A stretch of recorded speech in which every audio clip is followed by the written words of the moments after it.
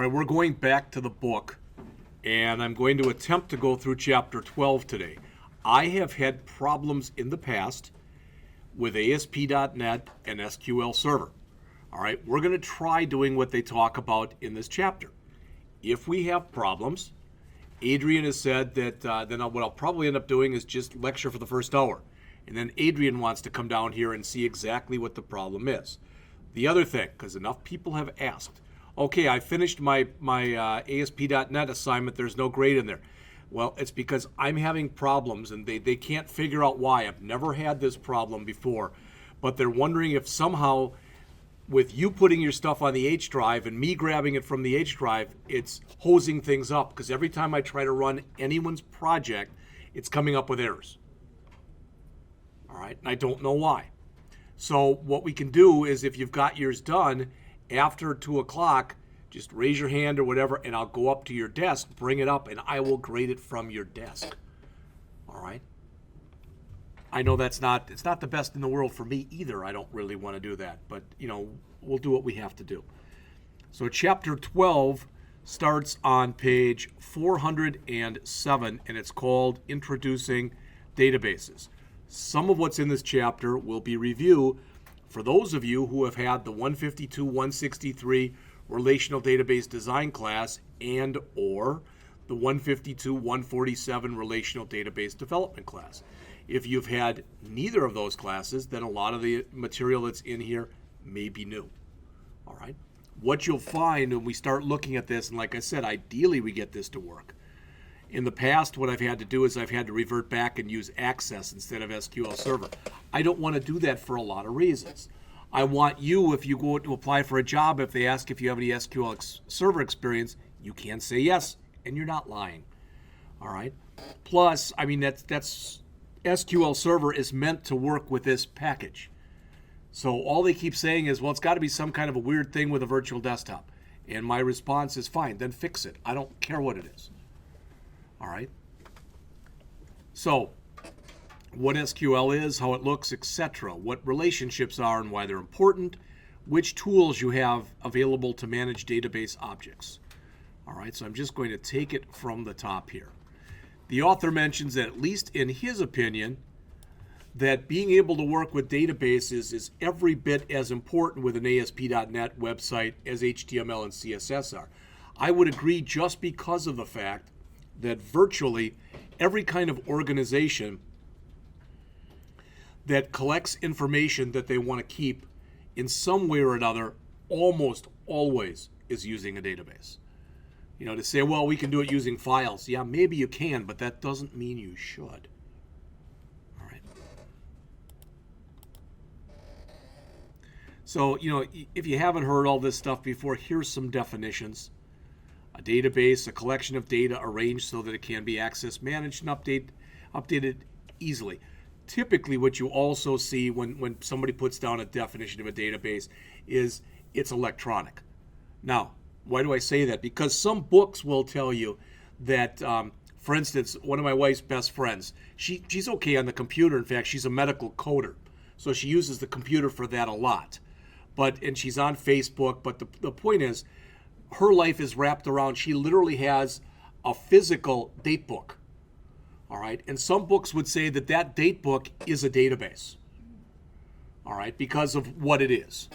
All right, and what it holds, etc. I was always taught that technically, to be a database, it should have an electronic type of component to it, where hers does not. All right, virtually every database that's in use today, that's anything, all right, is a relational type of database. Okay, we've talked about this before, and I've mentioned this to you. Really, relational database technology now, when all that stuff was done, was around 1970.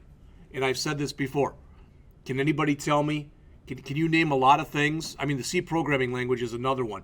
But can you name a lot of things to me right now that have been around in the computer age for 45 years and basically haven't changed?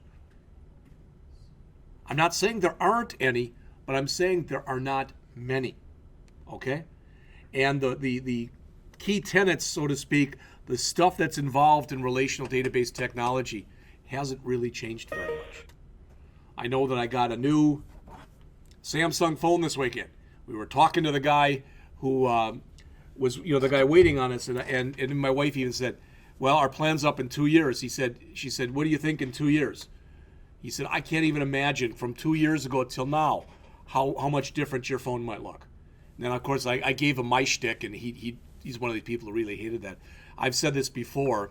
I don't know if I should tape it or not, but I believe eventually that when a kid is born, they will have a chip that will be implanted in them. I can just see it happening. In the kind of world we live in where people get abducted, etc., I think that'll happen. And he said, and when I said that, he's like, oh, how intrusive, how bad for our privacy. Yeah. But you know what? Ever since 9/11, a lot of things have changed. And a lot of people are willing to put up with stuff they weren't previously able to willing to put up with. So we'll see. All right, there are other types of databases other than relational. This one, I just want to mention this to you because you might see it. A flat file database means you put all of your data in one table. Everything. Doesn't matter if you've got one field or a million fields. Everything goes in one file. All right. I've done nothing with NoSQL, so I don't even want to talk about it. Object relational and object oriented, those are both offshoots of relational database technology. Okay? So a relational database, again, it's tables. Looks a lot like a spreadsheet. When you go across, you've got a bunch of columns going across. When you go up and down, you got a bunch of rows.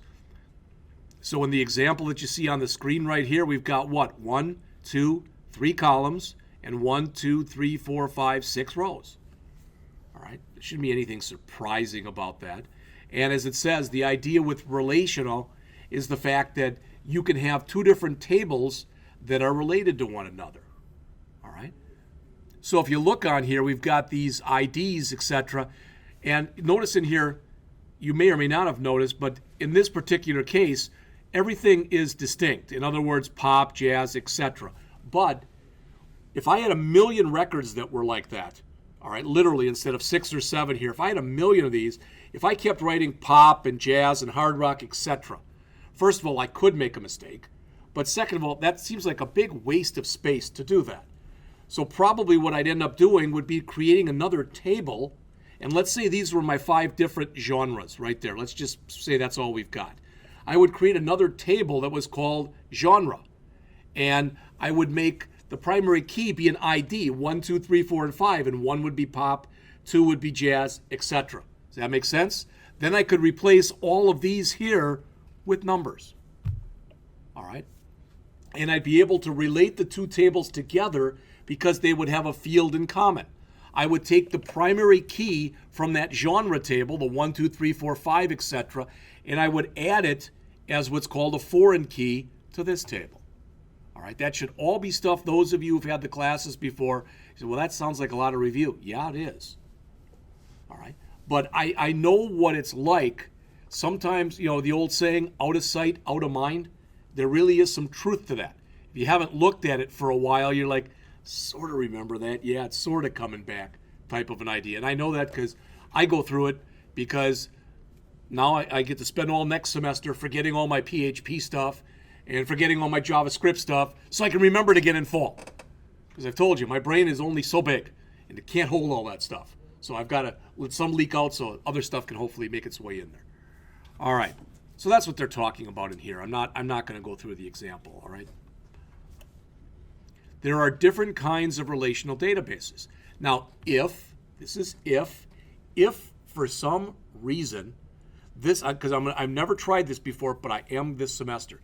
If Adrian and Terry cannot get the SQL Server stuff to work, and I don't know why they couldn't, but if they can't, I'm not going to use Access.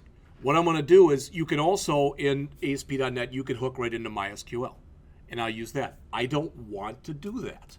I want you to get some experience and exposure to SQL Server, which is another type of RDBMS.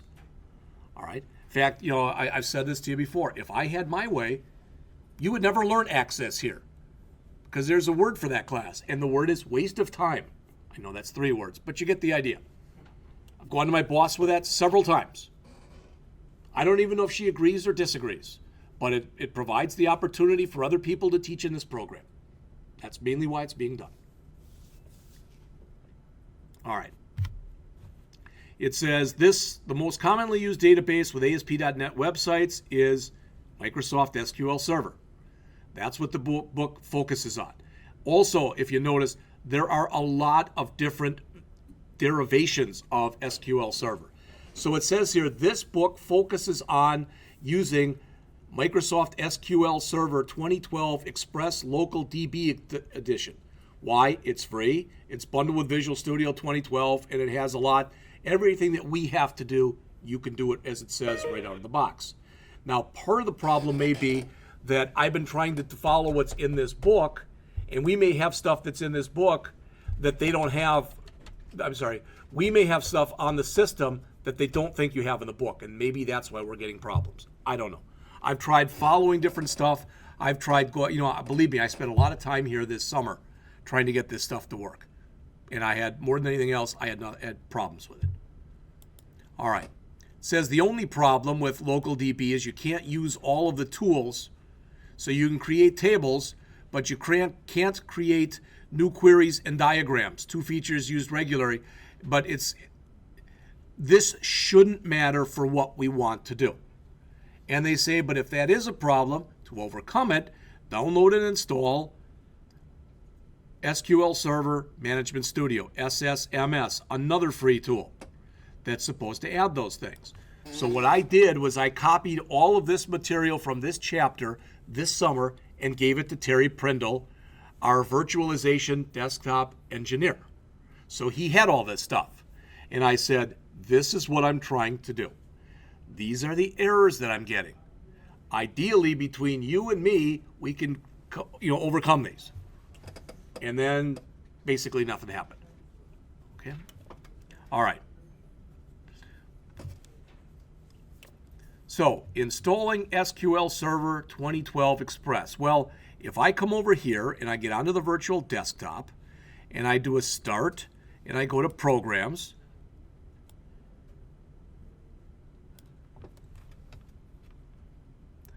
notice we've got SQL Server 2014.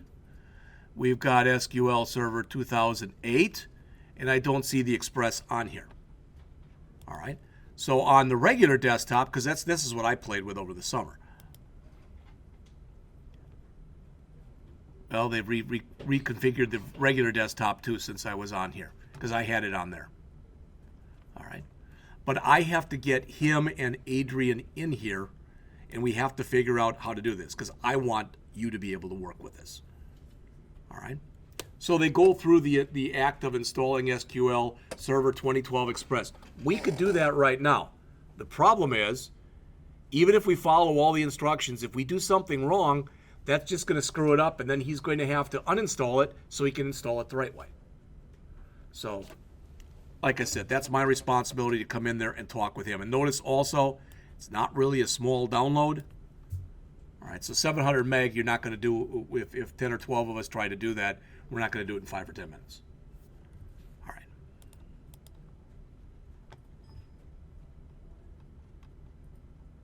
All right, next they talk about using SQL to work with database data. SQL is an acronym. It stands for Structured Query Language. And more than anything else, and again, like I said, those of you who have had the classes, this should be review. All right, it works with data definition language, which is DDL, and it works with data manipulation language, which is DML. Now, does anybody remember? There are 3 commands that are associated with DDL. Does anyone remember what they are? I use the acronym CAD to remember it because they are create, alter, and delete. And and if you pick the first letter of each one of those, it spells CAD. All right. And for this, it is select, update, insert, and delete. And how do I remember that one? I use the S from select, the T from select, the UP from update, the I from insert, and the D from delete. And it becomes stupid. All right? Whatever way you have to remember it. So we've got 3 basic commands that you use, and these things that are in here, the data definition, that works with what's called the schema. And the schema is how you set the database up. The names of your fields, the data types of your fields, any special considerations. Does it allow nulls? Does it not allow nulls? Is it a primary key, which we'll talk about in a minute? All right. On the other hand, the data manipulation language, that works with the data itself. All right. Because with these 3 things right here, you have to let it know what you're creating or what you're altering or what you're deleting. So if you're doing a select, I can say select star from employees. I can't say create star because it makes no sense to the system. I have to say create table or create database or create view or create something else or alter table or delete type of thing. In fact, now that I look at it, that's wrong. So anybody who took those notes, get rid of that one, change that delete to drop. My fault. All right, my error, I apologize. All right, but you can't just say drop and hit enter. It's got to be drop what. So what kind of object that's been defined by the schema are you attempting to create or alter or drop? All right, that should all be correct, and I apologize for getting it wrong to begin with. All right. So this is what they ask us to do here. It says creating the SQL Server sample database. All right, I went through all of this stuff that's in here and it had nothing but problems. All right, and I already see where I think I might have had one of my problems. I don't want to go into it with you right now, but it gives me something to at least talk to Adrian about. All right, so instead, what I'd like to do, it's about almost 1:30. Let's just go over the rest of the chapter because it'll be a review of basic SQL terminology. I'll see if I can get this fixed. I'm going to go up to him during the break, or go upstairs during the break, and I want to ask him about Dawn's machine because I still don't know why she's having problems with it, and I'll ask him about this also. All right, if we can get it fixed tomorrow, that would be great. Then after the break, like I said, if you did the first assignment in here and you have not received a grade for it, then just let me know, and I'll walk around from seat to seat. I'll have to sit in your chair, but I'll just grade it from there. Some of them I was able to grade, some of them I was not able to grade. I don't know why. But I will tell you one thing that I've said this to you before. One of the things when I asked Adrian about this, he said, why do some of your people have this solution file? Remember when I mentioned that to you and I asked, please don't ever say yes, because if you say yes, it saves that solution file about 8 levels deep onto your C drive, and I can't get to that. And it needs that file for whatever it's working on. So if you do that, I can't grade your stuff. But I don't think that's the reason I'm having the problems I'm having.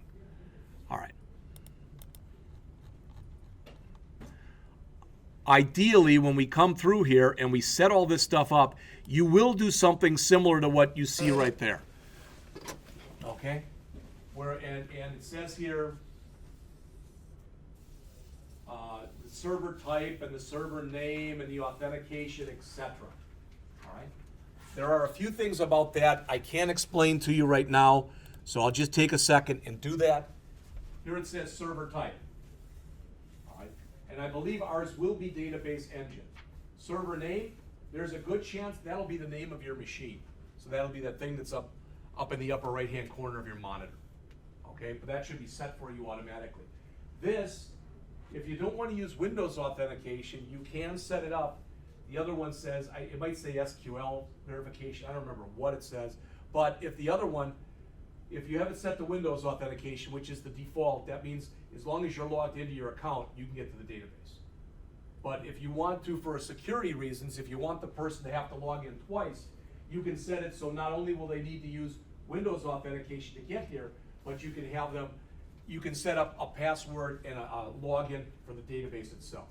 All right, that's not done here. If we were in an actual application environment, we might do that. All right, then ideally when you start to go through this stuff, you're going to have that folder that says databases on it.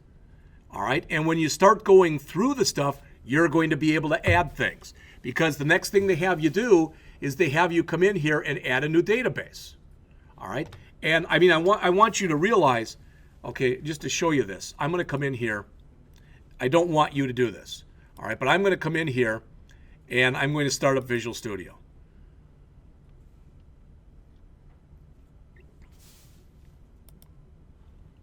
My Android, this still hasn't started. So see, you're not the only one who's having problems. All right, so if I come in here and I start up a new project, and I say new website,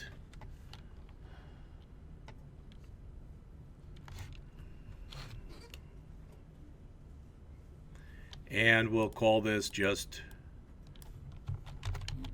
database. I don't think I have anything called database. I'm just going to make it empty. I don't care about it because I'm going to get rid of it anyway.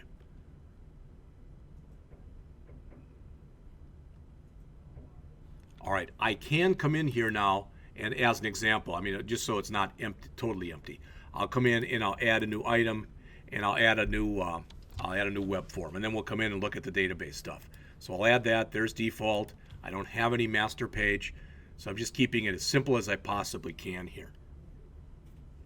All right. So if I right mouse click on here and I go to add and I go to new item, what we're supposed to be able to do is to come down here and find SQL Server Database. You name the database anything you want. How about sales orders, for example? So sales orders, .mdf, that's Microsoft database format. So I'm supposed to be able to add that. Click add. And it says you need a folder for that that's called app data. You don't have one. Should I create an app data folder for you? And should I put that in there? Sure. So you'll notice in just a second, I'll have another folder here, or a folder here. It'll be called app data, and that'll be in there.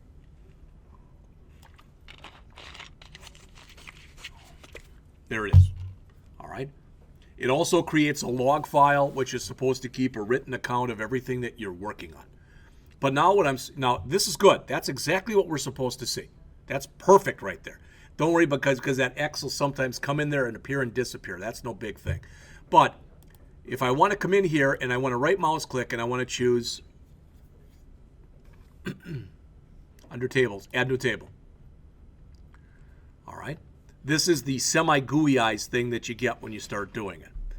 So, all right, the design surface is loading.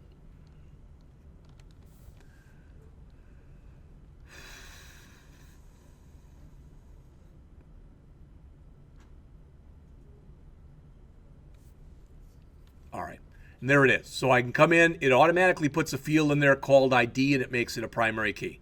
So I could come in there, for example, and say first name, data type, nchar, and there's also a vchar, which is typically what you're going to use, varchar, which means, again, that it's variable length. And I don't want nulls. All right, so I come in here and I say last name. I'll just leave it at this. All right, so I come in here again, I'm going to make that a varchar. And I'm not going to allow nulls in either one of those.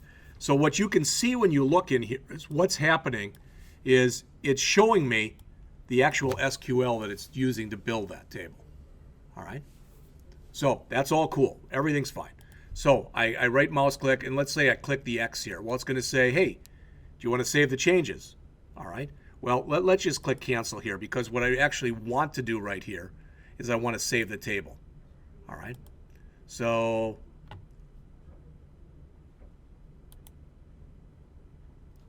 trying to do this without having, when it came back in here and asked me here, so let's close. See, I don't want to save that one, but I want to save that one. But I'll say through a right click on the blue tab. Save table. Thank you. All right. So there it is. And it asks me, where do you want to save it? Which it's not supposed to do. It's supposed to be smart enough to know to save it to that area.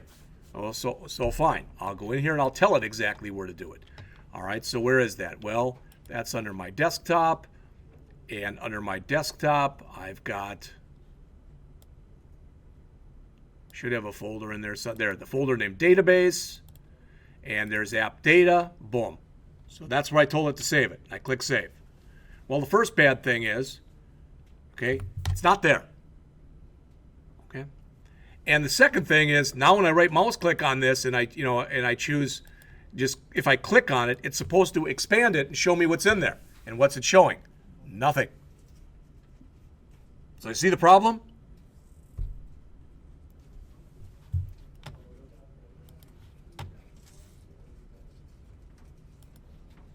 All right. This Planet Rocks is they just have you build a database that they're using throughout the book here. That's no big thing one way or the other. But some of the stuff that I've shown you, there it is. Now, there's one thing on here that they show that I'm not showing because I foolishly forgot to. All right. If you go in here when you're setting this stuff up, and I can go back to the database and show you, it's no big thing, or back to that table. But when you start to go through the properties that are in there, there's a thing called identity. And when you click on that identity, it'll say true, false, and then 1. All right? If you set it to true, what it means is make it an auto increment field. That's how auto increment is done in SQL Server. They don't use the words auto increment like they do in MySQL. They use what's called an identity column. And when you set it up, you're telling it to start at 1 and go up by 1 every time. You don't have to do that. You could have it start at 500 if you wanted to and have it go up by 100 every time. You can do it whatever way you want to. By default, it starts at 1 and it goes up by 1. All right? So this is what I wanted, was under tables. I wanted there to be the tables, which are not there. All right? And then they explain what's supposed to happen when you do that. All right. So retrieving and manipulating data with SQL. Again, this is all stuff that you learned in the 147 class. Like I said, and I'm not trying to be funny here, you might have learned it in there and you might have forgotten most of it. I understand that. I mean, there's other stuff that's happened since then. But hopefully or ideally, relearning it won't be very difficult. All right, or remembering it, or whatever you happen to call it. So remember, for reading data, which means not change, so they talk about CRUD here. That's an acronym for create, read, update, and delete. All right, so reading, that's the select statement. When you use select, you cannot change the data, but you can look at it in any way you want. You can change the order of the fields that come out if you want to. All right, you can do it in ascend. You can sort in ascending order on a field or descending order on a field, etc. This is all stuff that we've talked about in the past. All right. So the select does not change anything. So it's select followed by star if you want everything, and that's not recommended. Why? Let's pretend for a second that we're going to that we want to use a table that's called employees, and that table has 12 fields in it. What's the problem with using select star? Well, you're all getting there. Zane said it could take forever, and that's sort of what I was looking for. But the idea is there's a good chance if there's 12 fields in there, you don't want all 12. Plus, when you say star, you get them in the order in which they were basically set up in the database, which might not be what you want either. All right? So you really should only use select star if indeed it's a small table and if indeed you do want and are going to use every single field that you're going to get back.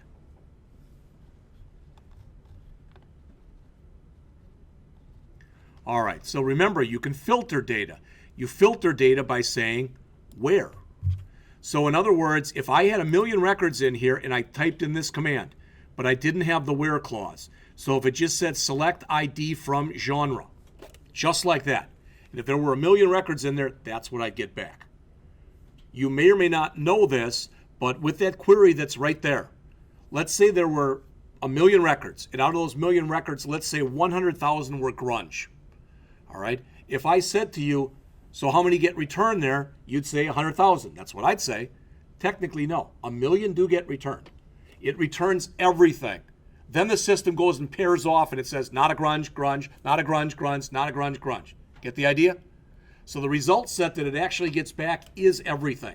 Then it ferrets out what it doesn't want based on that result set. All right. Here are the different operators that you can use in here.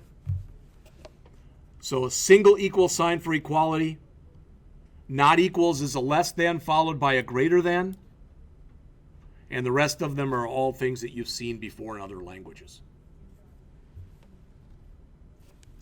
Couple things that are in here, you may or may not remember this. So I'm going to quickly just write you a couple of real quick little queries off the top of my head. All right. The and or hopefully makes sense. That you just use the English. All right. So if I say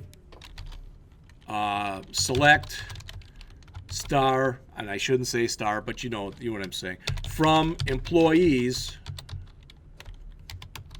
where age greater than 30 and gender equals F.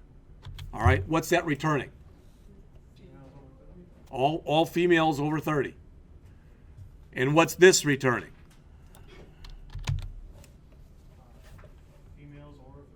All females and anyone over 30. That's the difference between the two of them. All right.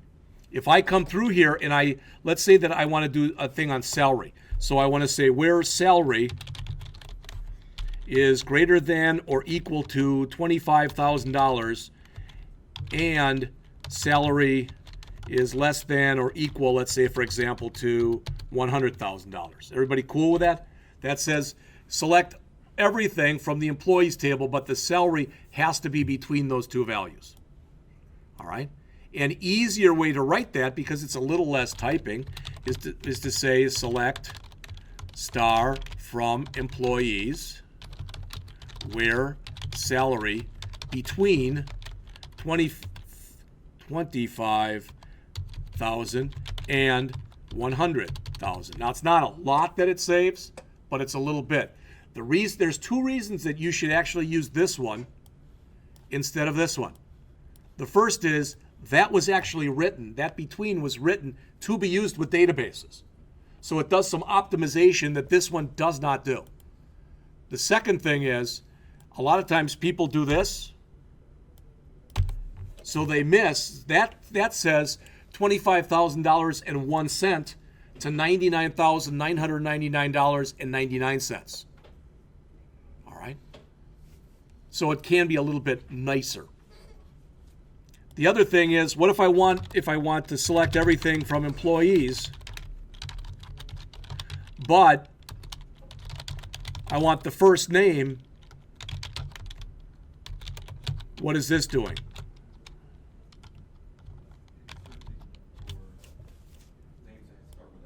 That's going to give me, it's going to return all employees that begin with S. The biggest mistake people make with this is they do this. Now it's looking for somebody whose first name is S followed by a % sign. I can pretty much guarantee there isn't going to find any. And that brings up another important point. You run a query, and it comes back and it says 0 records returned. What that means is your query was formatted correctly. You didn't get an error message back, but there were no records that met your criteria. So in other words, usually when you get back 0 records, and if you're expecting something, what that means is you probably put a wrong parameter in there someplace, but syntactically it was correct.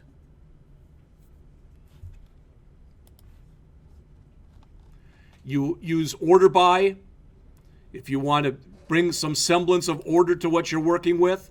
So in other words, where I've got this salary here, all right, select that from this, and if I say order by salary, then it'll have everybody who's making 25, then 26, then 27, etc. Does that make sense? If I want to, I can put this in, which means do it in ascending order. But it defaults to ascending order, so that's superfluous to do that. So if I do want, usually with numbers, you want it in descending order. Okay? And that's how you use order by. The order by must come after the where or after the select. You can't have the order by, you can't say like select star from employees order by salary descending, where salary, you can't do that. You get an error message if you try. And notice in here, because a lot of books do this, SQL is totally case insensitive. But what a lot of people choose to do is they choose to take their keywords and put those in capital letters. But you don't have to do that. All right, so they have you go in and add this, and like I said, now that the man is here, then maybe I can get him to work with me on this, and I can explain to him what the problem we're having with that is. All right, when you start working with this, this is what you have. And you may or may not be able to tell by looking on this, but there are 4 panes in here. This is very similar to what you saw back in the days of Access, where it had the name of each one of your tables and all the fields that are in there. All right, so they call that the diagram pane. Anything that you select out of the diagram pane goes into the criteria pane. And notice there's no criteria on here, but we can sort it, we can filter it, we can do other stuff if we want to do that. All right? Then, no matter what you do in here, up in these 2 things, it builds the associated SQL. So that's your SQL view. All right? And then finally, down here, it shows you the results pane. So it shows you what you're going to get when you run that. So all that stuff is in there. You can choose if you want to make it, you can resize these and do a lot of different things with them as you see fit.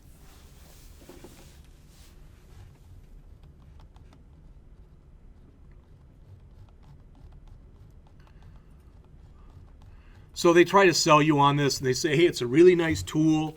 It does some pretty cool stuff, etc. And it is.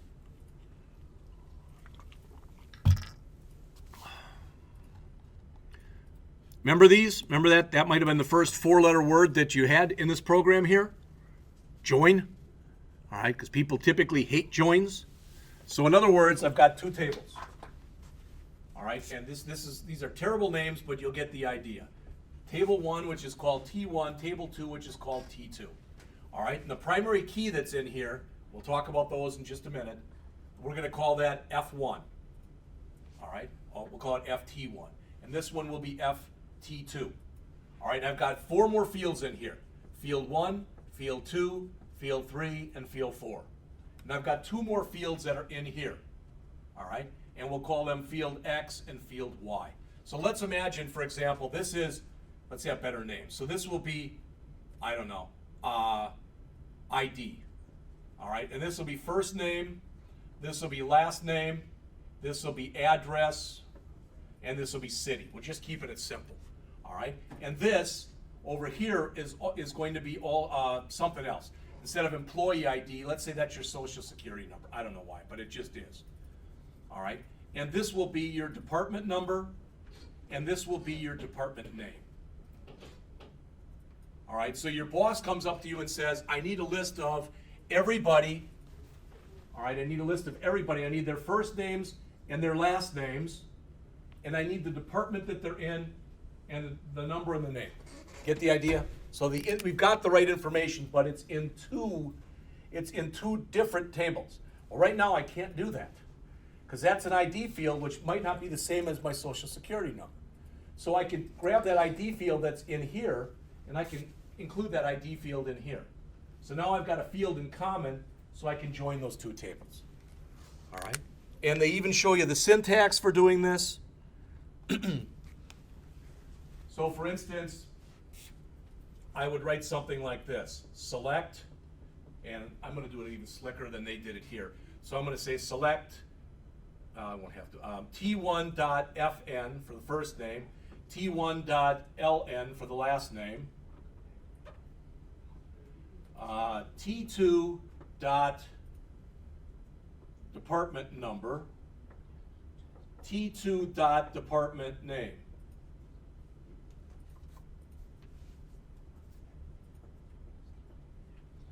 From, all right, and then you say the first table name, which is FT1. That should have been an F, and that should have been an F. You can have All right. You need him? No, that's I want to go talk to him right at break. But thank you. So then I say from that inner join.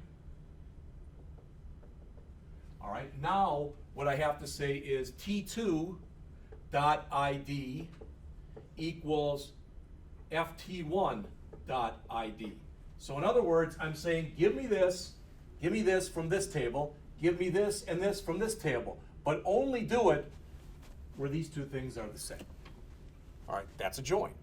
And there's different types of joins that you can do. And I had to look at what was in the book because the way I was taught to do this is I would have written that like this. Let's just change that back to just T1 because that'll make it easier. So that's T1 and that's T2. All right, so the way I would have written this same thing in here would have been select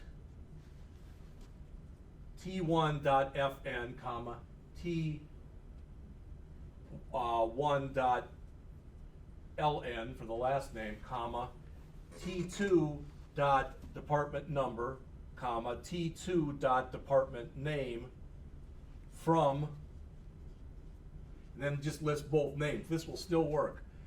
T1, comma, T2, where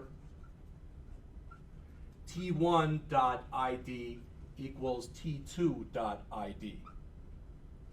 What I just put on the board there, this might mean nothing to you, but that's the way I was taught to do it. I think that's much more straightforward, but supposedly by using the actual words inner join, there's some optimization that's been added by relational database management system tools that makes it work better. Now that might be true if you're talking about millions or billions of records. We won't be. So you can use either one of those type of syntax, all right, when you're working with joins. All right, I'll go for about 5 more minutes and we'll take a break.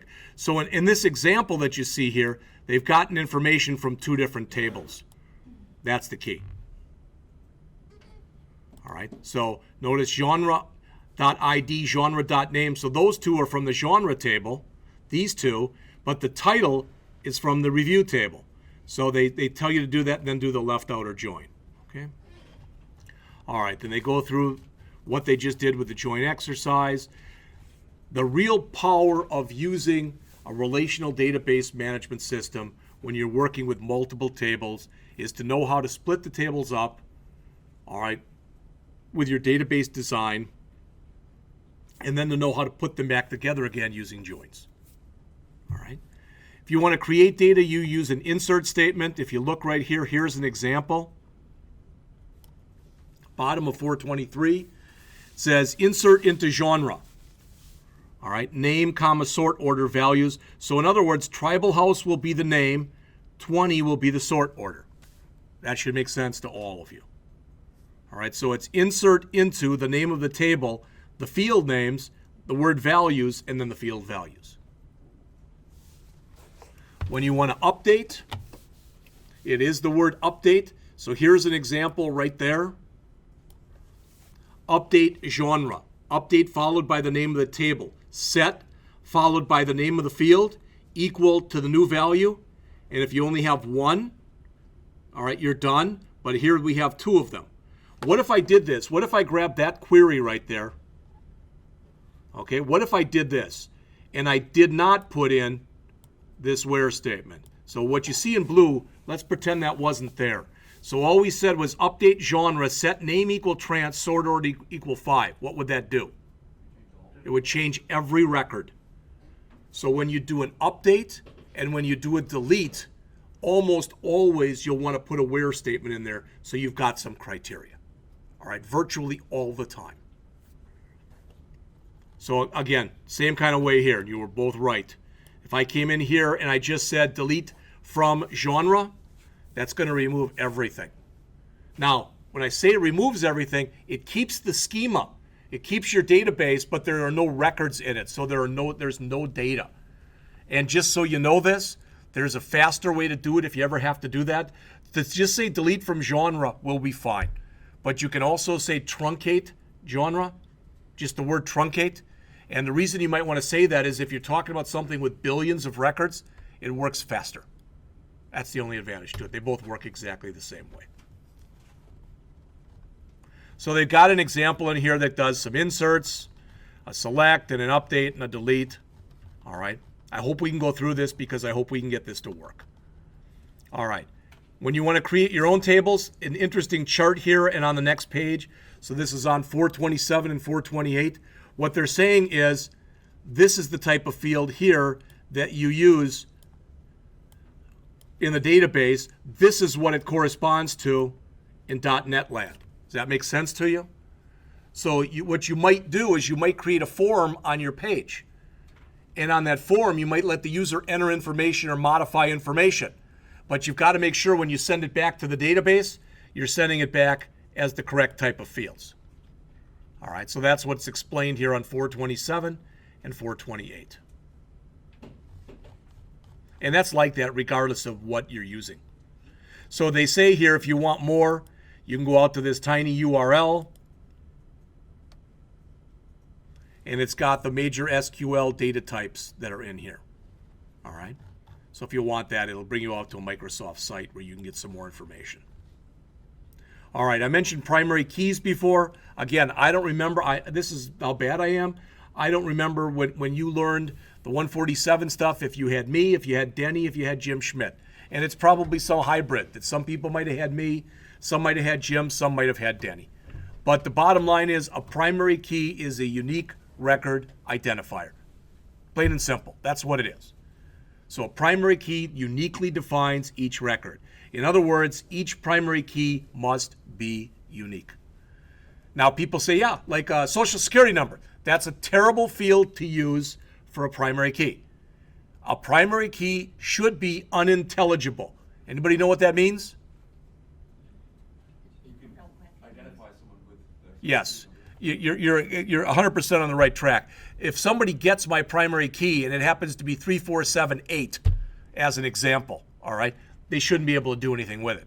If somebody gets my social security number, they can potentially do something with it. All right, I'm not saying you don't store a primary key or a social security number, but it should not be used as a primary key. By and large, what most people do is they make a brand new field that they call ID, and they just have it numbered. You don't have to do it that way, but usually that's the way that it's done. And social security numbers are also not unique. Yeah, well, they're supposed to be, but you're right, they're not. Yeah. All right. So they show you how you can go in there using their table designer, and I actually showed you this before. So we did kind of go through that. All right. And you'll notice there's some stuff that's in here, allows you to play with the primary key, turn it on or off, set up relationships, and do a few other things. Okay? All right. Then they have you set up this table, and those are the field names and all the other goodies. And then they create relationships between the tables. What you're doing here, like what they show here on 433, is you're letting the system know how the tables are related. In the example I put on the board here, you're all smart enough that you can say, well, it's via the ID. Guess what? Those two names don't have to be the same.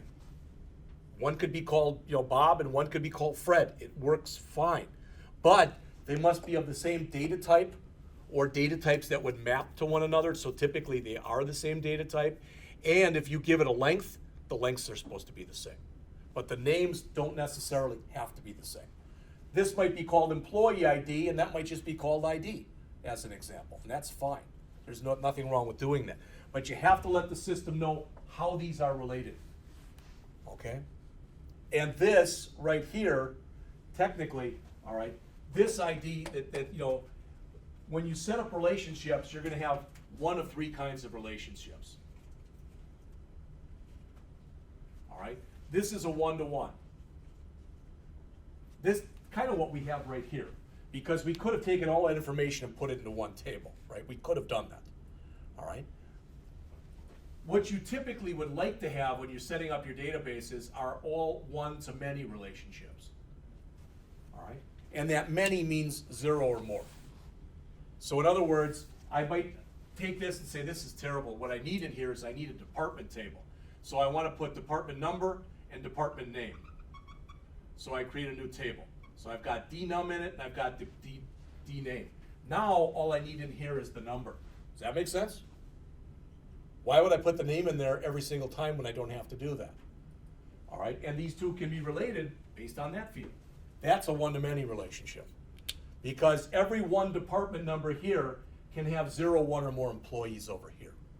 All right, The last one, which is the worst kind you can have because it's not handled well by relational database management systems, that's a many-to-many relationship. And that's when you have no field in common between these. There's absolutely nothing you can put from one table into the other. It doesn't make sense to do that. So let's say I had this and I didn't have ID. All right? I'm just pretending here, so we have something like this. I create a new field, and I might even call it IDSSN. And it would have two fields in it. So I'd have a field called ID, and I'd have a field called SSN. Then I could link these two tables up, but I'd have to link them up that way. That's a many-to-many relationship, and that's typically called a jump table or a junction table. All right? Again, that's all stuff that you had in the 147 class. It's always nice when I can reteach a class in 1 hour. Many-to-manys are bad, you say? Well, they're bad because they're not typically handled well by relational database management systems. That's why you add the junction table. All right? Oh, Yeah, but you're right. And sometimes, I mean, it might be that we've got everything that's over here, what's over here, there's nothing in common. It doesn't make sense to grab any field from here and put it there. It just doesn't. Plus, if I want to, I can add other fields here if I want to. If I wanted to do that, sometimes there might be a reason to do that. you can have a many-to-many without having the middle table is what I asked. It's very difficult, if not impossible. All right. All right. So then they end the chapter by giving you some tips. Consider the design from the start. Always have a primary key. The author says just make it generic and call it ID. I agree with him. Give your stuff logical names. Don't put blank spaces in any of this stuff. I wish Microsoft and with Access would never have allowed blank spaces. That's where a lot of this started from. All right. Don't use select star. We already talked about that. And create relationships, the primary key, foreign key, etc., that we talked about whenever it makes sense. Now, that's it for this chapter. But what I'm going to try to do, like I said, by Thursday is get this fixed. And if we can, then I'd like to go over the exercises that are in here in this chapter on Thursday before we go on. So that's the plan. All right. So I'm going to go upstairs, talk to Adrian for a couple minutes. When I get done, those of you who have finished the first assignment, which was the homegrown loans in ASP, just bring it up. You can have more than one session of Visual Studio running, but bring it up on your screen, and I'll go run it and take a look at it. Some of yours, the problem is, I started putting grades in there, and then it stopped working for people. But I'd already put a bunch of grades in there, and I don't know which ones it didn't work for and which ones it did work for. And then I went back and tried to rerun all of yours. Then none of them worked. So that's why I'm telling you to do that. So that's all I've got.